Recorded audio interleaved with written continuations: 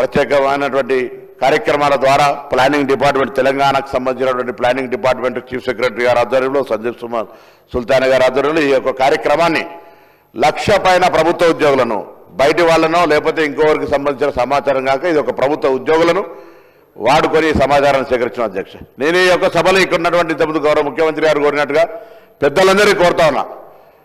1931 నుంచి సమాచారం లేదు, ఇలా సమాచారం వచ్చింది. సమాచారానికి సంబంధించి ఇంకా ఏదైనా సరిచేయాల్సిన అవసరం ఉంటే, ఇంకా ముందుకు పోవడానికి బలహీన వర్గాలకు సంబంధించిన న్యాయం చేయాలనుకుంటే దయచేసి సలహాలు సూచనలు చెప్పండి. తెలంగాణ ప్రభుత్వ బలహీన వర్గాల శాఖ మంత్రిగా ప్రభుత్వం సంబంధించి వాటన్నిటినీ బలహీన వర్గాల సంక్షేమం కొరకు తీసుకొని పోతాం. దయచేసి దీన్ని కూడా ప్రతిదీ రాజకీయం చేసినట్టుగా బలహీన వర్గాల ఆకాంక్ష ఇది. నేను ఇవాళ ఇక్కడ నుంచి ఈ వేదిక నుంచి కోరుతున్న తెలంగాణ బలహీన వర్గాల నాయకత్వం ప్రతి జిల్లాలో కూడా ఇవాళ ఒక స్వేచ్ఛగా భవిష్యత్తు కార్యక్రమాలను జరుపుకుంటామనేటువంటి ఒక ఆకాంక్ష వెలుబుచ్చాల్సిన అవసరం ఉంది. సంఘాలు కానీ మేధావులు కానీ ఇది గత కాలంగా చాలా కాలంగా డిమాండ్ చేస్తున్న వాళ్ళంతా ఇలా ఒక డిమాండ్ నెరవేరింది. సభలో చట్టబద్ధత ద్వారా లేకపోతే ఆ తీర్మానం చేసినా కూడా అడిగినారు ఏం చట్టబద్ధత ఇలా కార్యక్రమం నిర్వహించుకొని ముందుకు వచ్చిన సందర్భంగా మేము ఒకటే అడుగుతాను, అందరూ కూడా దయచేసి ఈ యొక్క జనాభా వచ్చినటువంటి సమాచారాన్ని తీసుకొని భవిష్యత్తులో ఆయా వర్గాలకు ఎటువంటి న్యాయం చేయాలి, ఏం జరగడానికో ముందుకు తీసుకొని పోదాం. ఇవాళ చాలా మంది అంటారు ఇవాళ చాలా బలహీన వర్గాలకు సంబంధించి ఒక మంచి రోజు అంటారు. ఈ రోజు నుంచి ప్రారంభమైంది శకం భవిష్యత్తు వాళ్ళ అభ్యున్నతికి సంబంధించి.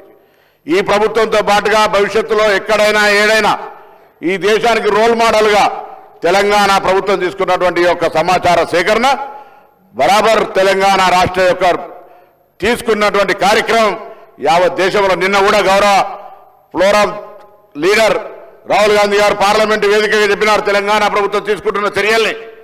ఇది తెలంగాణ ప్రభుత్వంకే కాదు తెలంగాణ ప్రాతినిధ్యం వహిస్తున్న ప్రజాప్రతినిధికి కూడా గౌరవం అనే మాట చెప్తున్నారు. ఇటువంటి ఒక అవకాశాన్ని కల్పించడానికి అందరూ కూడా అధికార పక్షమా ప్రతిపక్షమా మిత్రపక్షమా ఇంకొక విపక్షమా సంబంధాలు అందరూ కూడా ఇలా నిజంగా బలహీన వర్గాలకు సంబంధించి గొత్తెత్తి వారికి న్యాయం చేయాలనే డిమాండ్ చేసే ప్రతి రాజకీయ పార్టీ దీన్ని స్వాగతించి దీని భవిష్యత్తు ప్రణాళికకు సలహాలు ఇచ్చి కార్యక్రమాన్ని ఏ విధంగా తీసుకుపోవాలనేటువంటి మాట చెప్పి ముందుకు పోవాలని కోరుతాను. ఎందుకంటే ఇది ఒక డైరెక్షన్.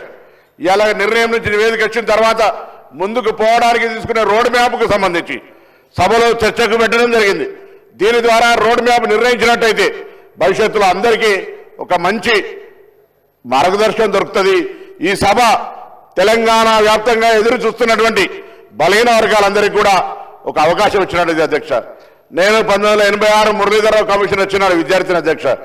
నా మాజీ బీసీ వెల్ఫేర్ మినిస్టర్ కమలాకర్ గారు, ఇప్పుడున్న కేంద్ర మంత్రి బండి సంజయ్ గారు కరీంనగర్ సంబంధించి అందరం కూడా ఆనాడు కమిషన్ మూవ్మెంట్లో పాల్గొని నినదించినటువంటి వాళ్ళం. ఇవాళ శాసనసభ్యులుగా ప్రభుత్వంలో ఉన్నటువంటి వాళ్ళందరం కూడా ఇది ఒక చట్టం ఒక సేకరణ సమాచార సేకరణ జరిగి భావి తరాలకు న్యాయం జరగడానికి ఒక ప్రతినిధిగా బలహీన వర్గాల ప్రతినిధిగా ఇవాళ మా ప్రభుత్వం ఇచ్చినటువంటి అవకాశం నుంచి ఈ కార్యక్రమం చేపట్టడం అంటే జీవితంలో ఒక గొప్ప కార్యక్రమం అనే మాట సందర్భంగా మనం దీనికి సంబంధించి మా నాయకుడు రాహుల్ గాంధీ గారు కానీ గౌరవ ముఖ్యమంత్రి గారు కానీ ఉప ముఖ్యమంత్రి గారు కానీ కమిటీ చైర్మన్గా మాకు మార్గదర్శకత్వం చేసినటువంటి ఉత్తమ్ రెడ్డి గారు కానీ సహచర మంత్రులు కానీ గౌరవ ప్రతిపక్ష నాయకులు కానీ ఇతర రాజకీయ పార్టీల నాయకులందరూ కూడా ఒక బలహీన వర్గాల మధ్య ధన్యవాదాలు తెలియజేస్తా ఉన్నా.